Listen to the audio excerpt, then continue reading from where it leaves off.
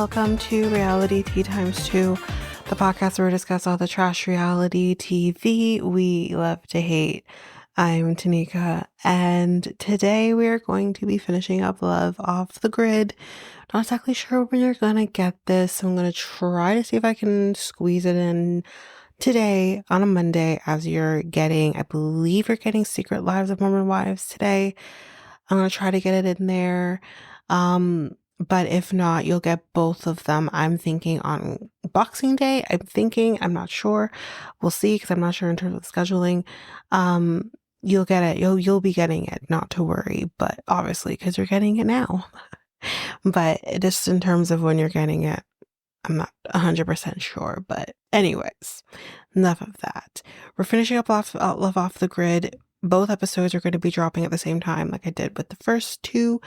So that's what's going to be happening. So without further ado, we're just going to jump right into it. Okay, so episode 9, Love Off the Grid. So Myesha's mom is here again to help. Apparently, Myesha mentions that she is late. So I think it was her mom, I think she had mentioned to her mom previously. Her mom came with pregnancy test for her to take. But her cycles are irregular. I'm not sure if at this point we find out she has PCOS.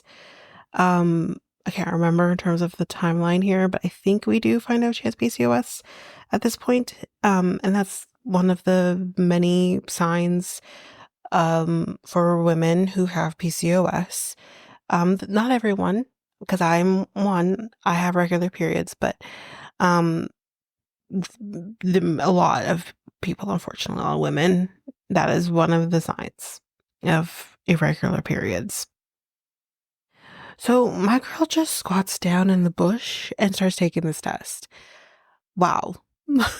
I mean, there are many ways that we've seen people take a test. Spoiler alert, we saw another person on V90, which we'll talk about in the new year, of taking a pregnancy test, which, guys, my mouth dropped. My mouth dropped because I'm like, she just has a period. What? We'll talk about it. But anyways, never have I ever seen a person do a pregnancy test in the bush. I mean, seriously, two truths and a lie. They point out the lie. Seriously. Anyway, jokes aside, though, it's a negative test. And she says that this hurts because she feels like anytime she takes a test, it's negative. And that hit harsh for me because, yes, I've done many a test. I would say in the last decade or so, with my ex-husband, taking a test here and test there, and in my current relationship, same thing. And it is absolutely, it's like you're willing the universe for it to be a positive test, yet in the back of your mind it's going to be a negative, and it's heartbreaking. And you don't want to you don't want to get your hopes up, because when it's a negative test, when it's going to be negative, especially because that's all you ever see, it hurts. Yeah. So she kind of then this takes a turn, because I mean, I know she was raised in the church. You can see her mom's religious, but it just takes this weird turn into talking about, oh, God's punishing me. What is happening here? Listen, I think one of the most amazing things that I've ever heard, thanks to reality gaze, is God doesn't care if you suck a dick. Don't care. Okay? And I think God has other things than to punish people. I just, man, I don't know. It's this weird thing that started. It was, yeah. Anyway, moving on, but we won't be moving on completely because this comes up again. So anyway, she tells Joe that I need you to hold your nut in, because, again, when you're trying to get pregnant, you can have sex every day, or you try to hold that in. But I mean, I don't know. I know people have done this. I do know this. Um, yeah, I know, but I don't know because again, the your balls regenerate. Like that's why they say don't have sex every day if you're trying to get pregnant because every other day because the sperm is regenerating. So I just don't understand holding it all in, and it doesn't. Even when you're doing a semen analysis, you're only supposed to hold it in for a certain amount of days. You can't go under, you can't go over. You know what I mean? I don't know. But anyways, this is what she wants to do. He's like, I'm good. He's like, I don't need to do that. I'm good. Because the idea of him not having sex, he's like, no, no, thank you. Because they have a very, very, very healthy sex life. They have sex at least 3 times a day. So they do round 2 now so that he can hold his nut in later. Great.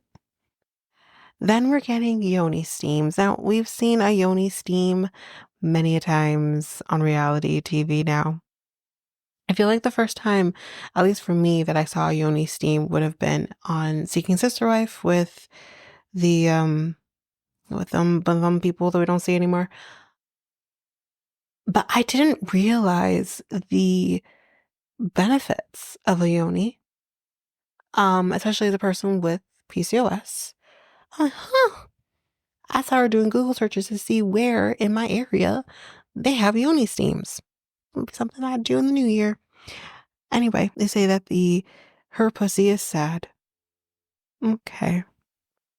Um, but he's doing it too. He's joining in and doing the yoni steam as well, which great. Um, and the lady who's coming and doing the steam for them is like, oh, no, don't worry, it's fine. His dick and balls won't touch the water. And Myesha's like, it might. It might touch the water. Jesus Christ. Like, seriously, is any man's dick that big? I'm sorry. I'm just, really? Anyway, so basically the thing is that we need to connect with our pussies. Okay. That's the end of Joe and Myesha for episode 9. Let's move on to the next people. And that's Charlie and Jenn. So the boys are hunting for the first time. It is not currently turkey season, but they're just going to be practicing. So they're not actually hunting, they're just practicing. But instead of hunting Charlie, he just jabbers on about how the right way to do things, blah, blah, blah. And the boys are just like, really? Can we just shoot something? And Jenn's with them too. And Jenn's like, puts this shit, can I talk to you over here, please? Yeah, you wait here, boys, you wait here. Can you shut the fuck up? Like, seriously, stop yabbering and let them shoot the damn guns. Okay? Okay. And I don't think he's doing it to be like a party pooper or anything like that. I think it's just he's so passionate about the mountain. He's so passionate about this lifestyle that he just, I don't think he's doing it to be, annoying. Anyway, Jenn is planning to talk to the boys about coming to the mountain more often. I think we see that more in the next episode. So we'll just hold that for now. We'll come back to that. So that's the end of them for the episode 9. Next, Jenn and Jolie. We forgot. Did anyone forget that Jenn's a witch? Because I did. I forgot she was a witch. She's a witch and she has a coven, y'all. And I love it. Anyways, Jenn also has a secret. A big one? Question mark? That she needs to tell Jolie. That maybe kind of just honestly adds to the trauma that this poor woman's been through. So, her dad has been in prison her whole life. He just showed up at her house one day, though. She didn't know this was her father. She was 7 years old. She was home alone. And this stranger tells her, oh, hey, Jenn, I'm your dad. What the fuck? Some people, man, honestly, and again, she's home alone. She has no one she can talk to. She's 7. Can we remember what we were doing at 7? Y'all, I was playing with my Tamagotchis at 7. Okay? I was in grade 2. You're in grade 2. Like, what? So the next day now, FBI came to get him on a murder that he committed in Louisiana. Oh my God. Who is he? I don't know who he is. Is there a way we can find out who he is? You know what I mean? I know a lot of things happened, and I don't know how old. How old is she again? I don't know if we got an age for them, but I think she's in her 50s. So we're talking this woman 40 years ago. Y'all, we're hitting the 70s ish, 80s worth of time too. But yo, that is wow. And her mom, who seems to be just not a nice person, mom who doesn't have her for much longer, honestly. Mom made her feel shame about her dad, I guess, committing this murder and then getting sent to prison. How is this her fault? How is okay? I mean, not that I have to explain it, but how is it Jenn's fault that her dad A committed a murder, B was on the run, C comes to the house and says, "Hey, I'm your dad." But how is the 7-year-old's fault? I'm trying to make sense of this. And unfortunately, when you are being hit with trauma after trauma after trauma after trauma in your life, it's hard for you to put that out, like piece those things together to be like, but how is this my fault? What did I do? So she said after finding all of this out about her dad, she got in a lot of trouble. And I'm not sure. I think she did kind of say she got in trouble in terms of like drinking. I don't know if there was drugs involved or anything like that. If she was stealing or anything. And she ended up becoming the ward of the state at 15 years old.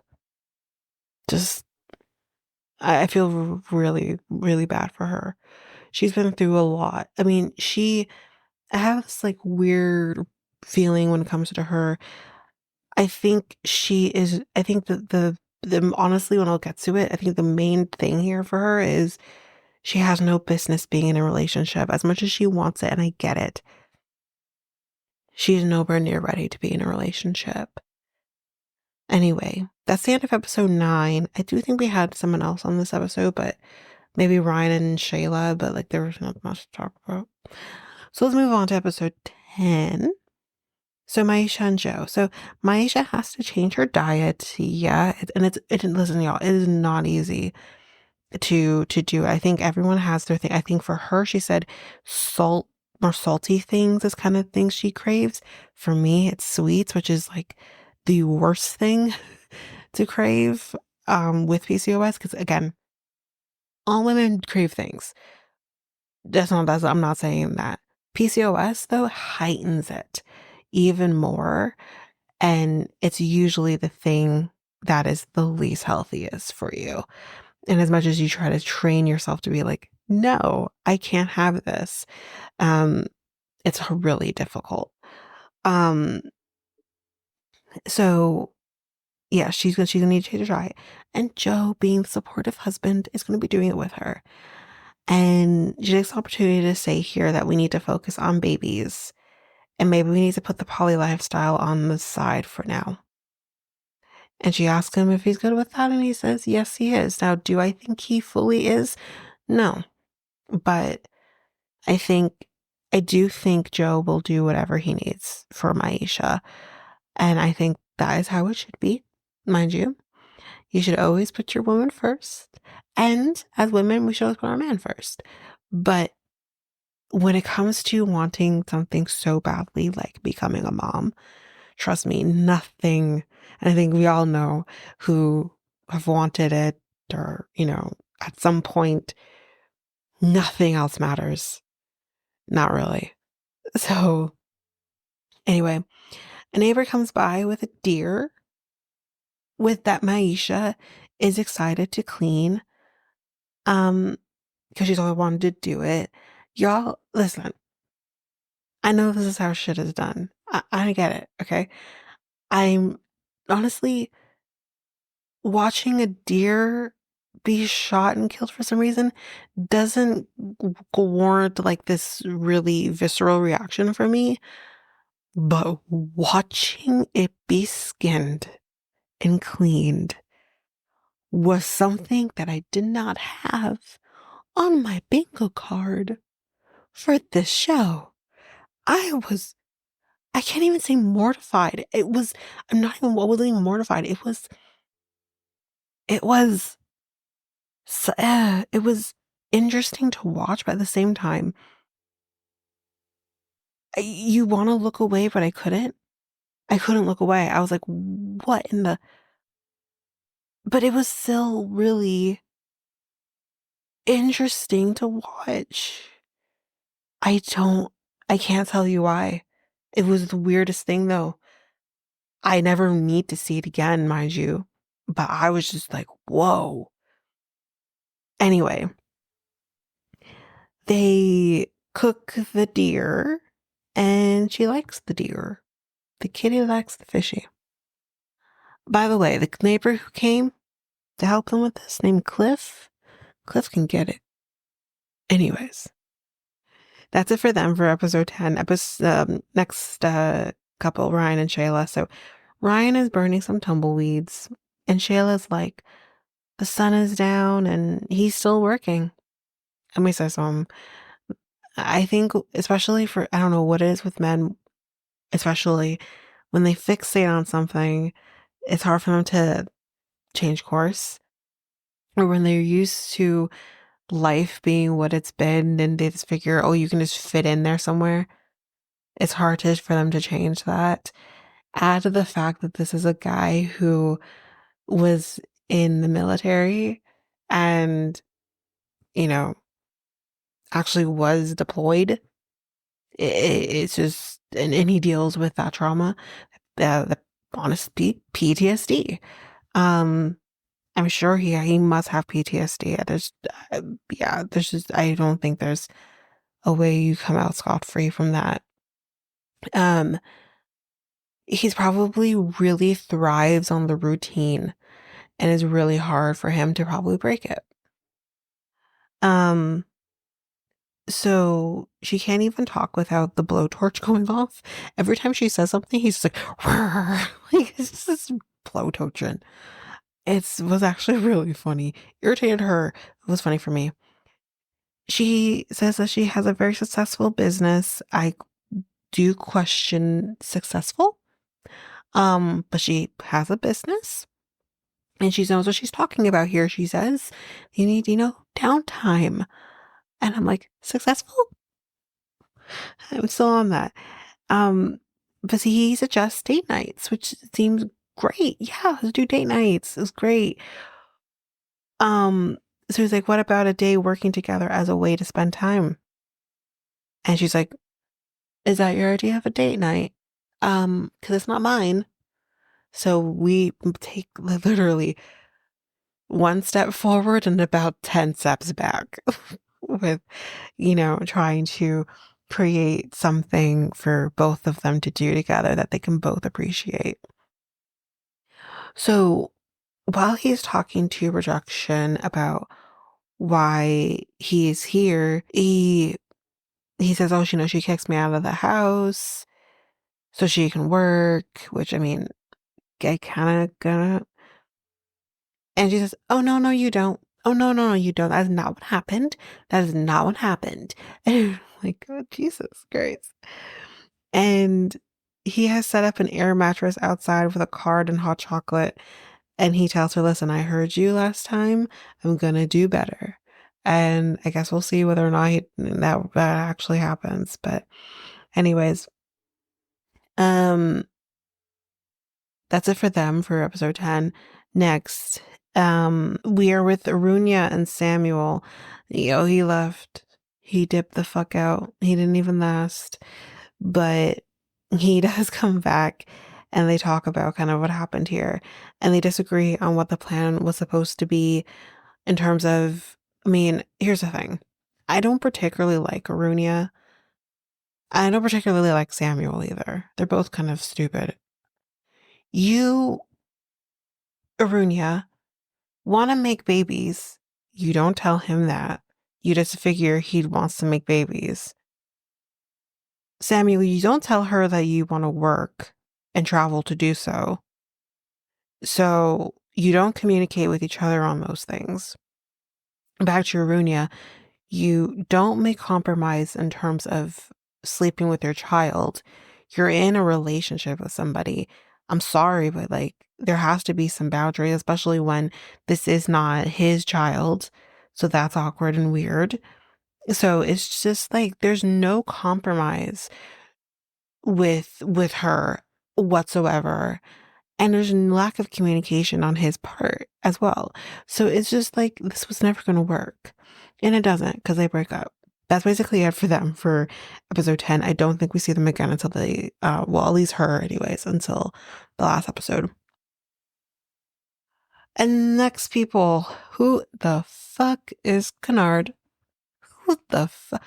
Why are we bringing in a new couple for episode 10? Why? Why? Why is this happening? This is so stupid. This is so stupid. Anyway, we have Kennard, and I think her name's Christina. I don't even know. We're in Georgia. He's got a wife and he's got kids, 4 of them, and they're new to homesteading. Amen. Go on with your bad self. Do you, boo boo. Let's move on. Episode 11. We're with Jenn and Jolie. So Jolie's daughter and grandkids are coming by. So she talks about the fact that her children's dad died, and she also didn't have a good relationship with him.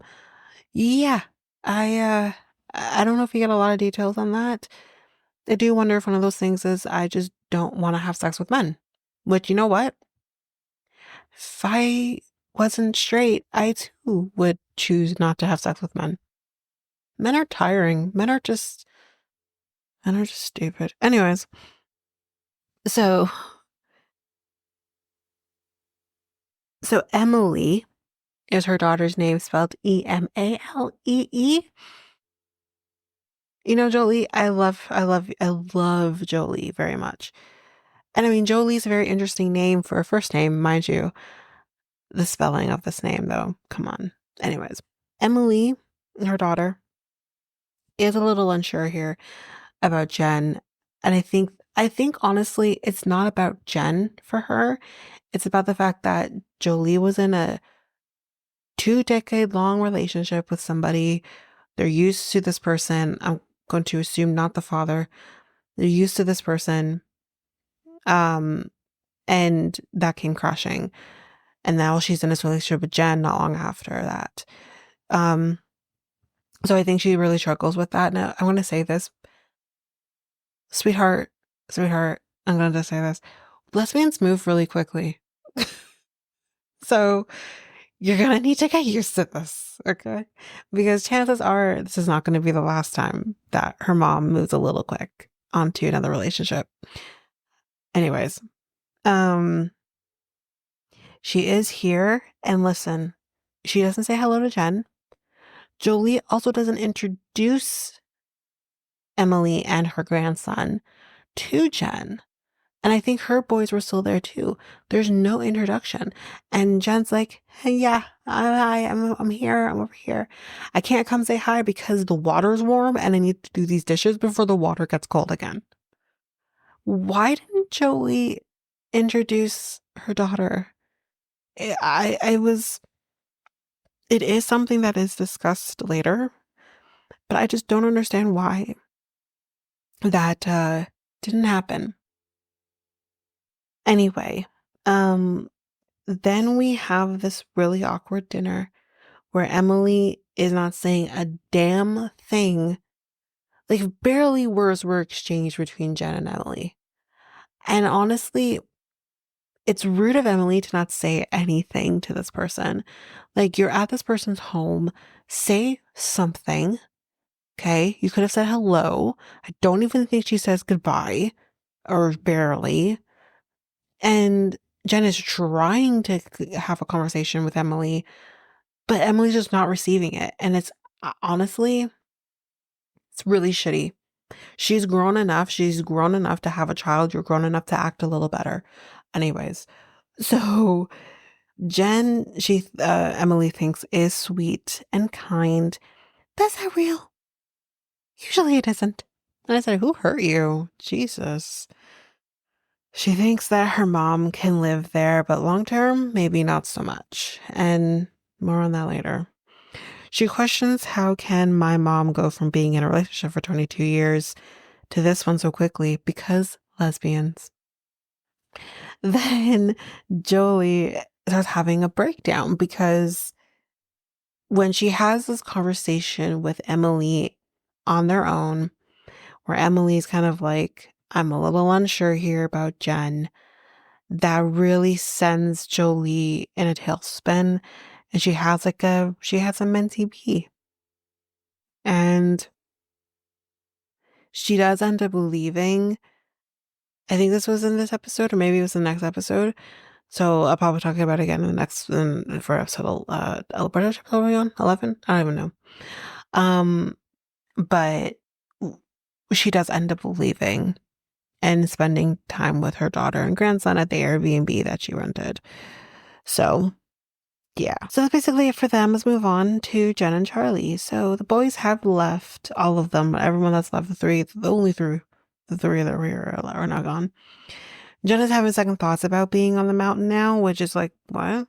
Which, I mean, the boys seem to like it. I don't know why she's second guessing it. But he kind of wants her to conquer her fear because bears. She's scared of bears. Bears are a character in their storyline, like Winter is a character in Jenn and Jolie's storyline. Seriously. Anyway, that's it for them. Not much. Next, Shayla. We find out, so we're with Shayla and Ryan now. We found out that Shayla was actually in an abusive relationship. And it's actually really sad because she's 23, 24. And you hear the people that young, again, she's at least a decade younger than me. Yikes. To hear that people have been through relationships like that, it's heartbreaking. It's really heartbreaking, especially when you're that young. So she says that she's feeling triggered being there, and she's starting to see him as a threat. Now, he's not doing anything to her, but again, kind of just like with Jenn, when you have been through traumatic situations or trauma in life, it's hard to separate the trauma from the person you're currently in a relationship with or currently around or whatever, and not realizing that this person's not necessarily going to do what the last person did. She is not meaning to do it, but again, I think just she can't really help that, right? And she's starting to see now how it's affecting her relationship with Brian. She's realizing now that she needs to talk to him about how she's been feeling, which, yes, perfect communication, realization, self-reflection, and then communicating with your person. This is all I ask for from people. Anyway, we'll come back to them. That's it for now. Next, we're with Kennard and the next one they're going to be cooking. Great. And they have no propane because the tank they have currently is empty. And I said, you're dums. How is this?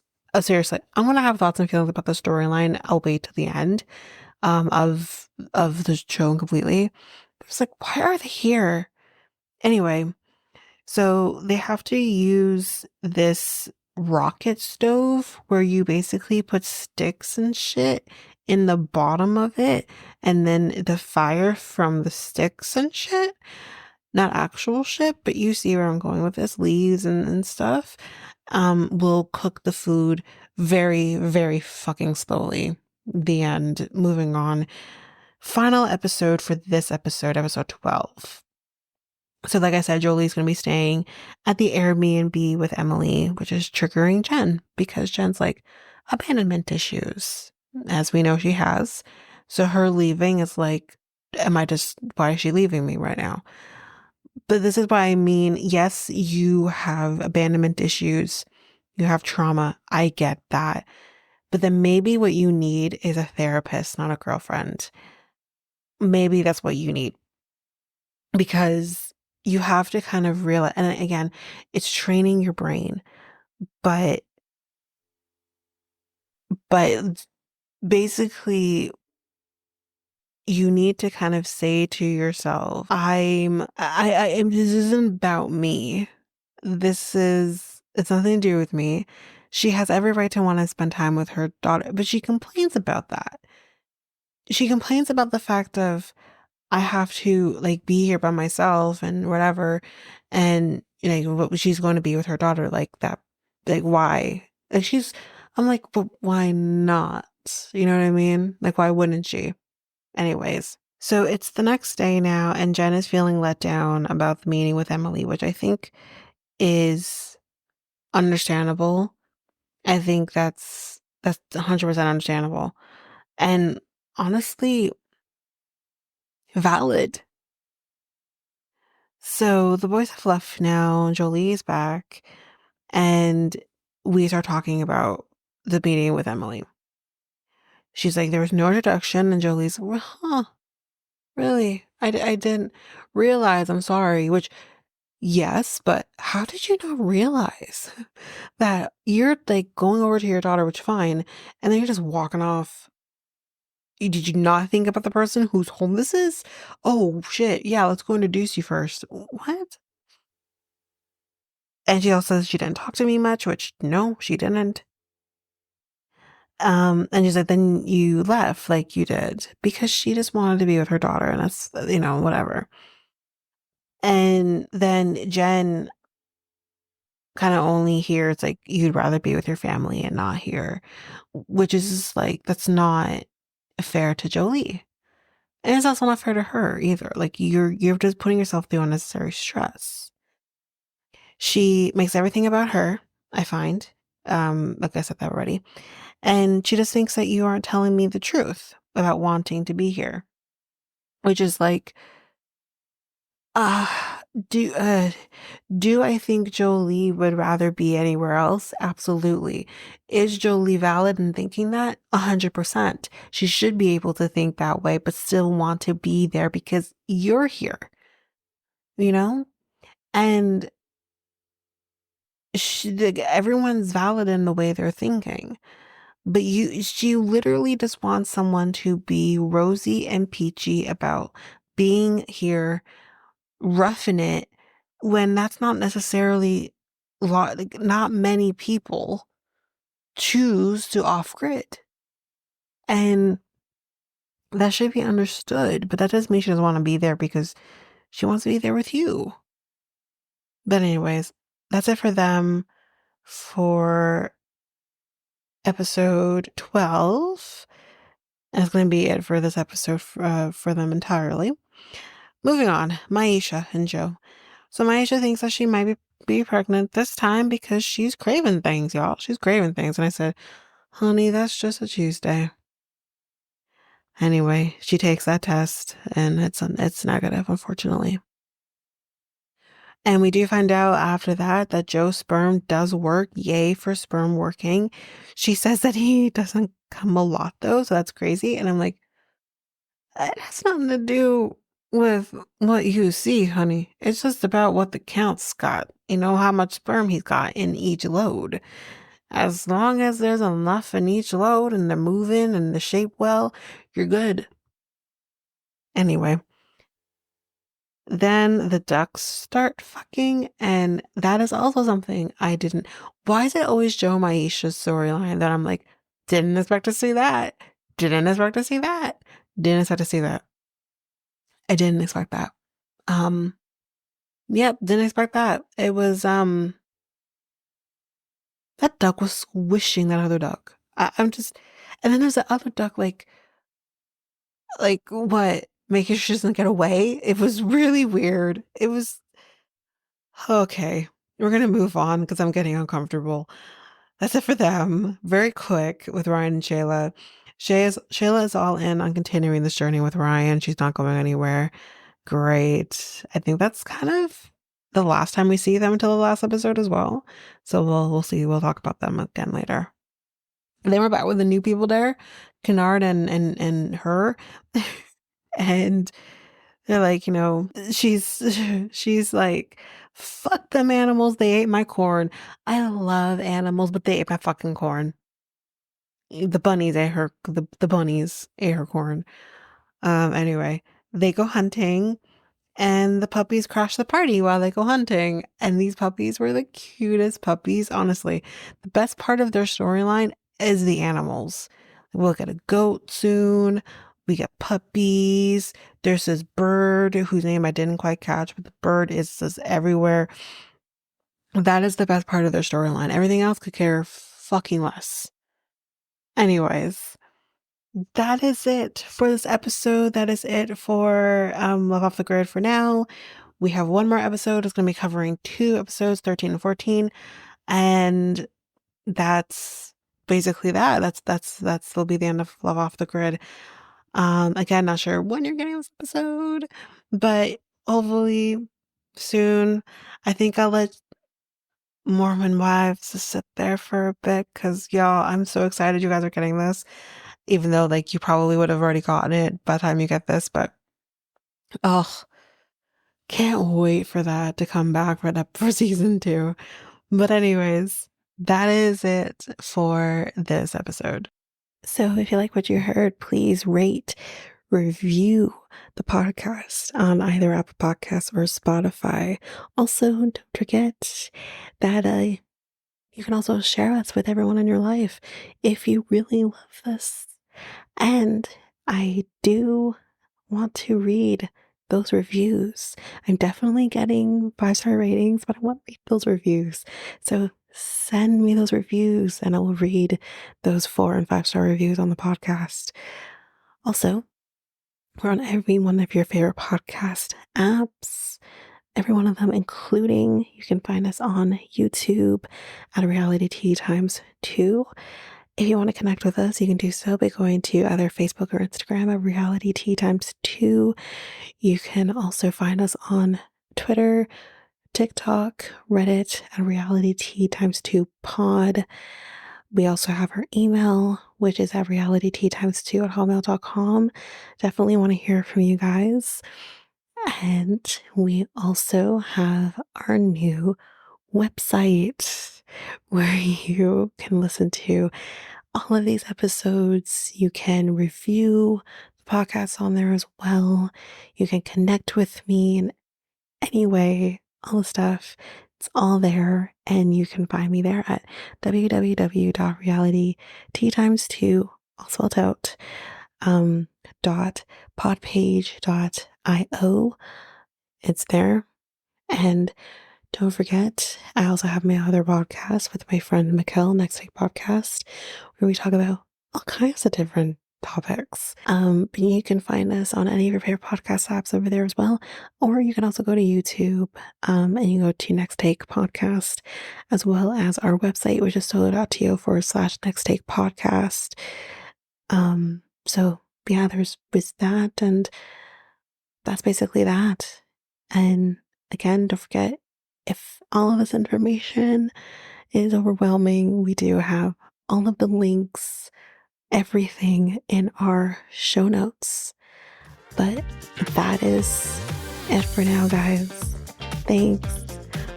Bye.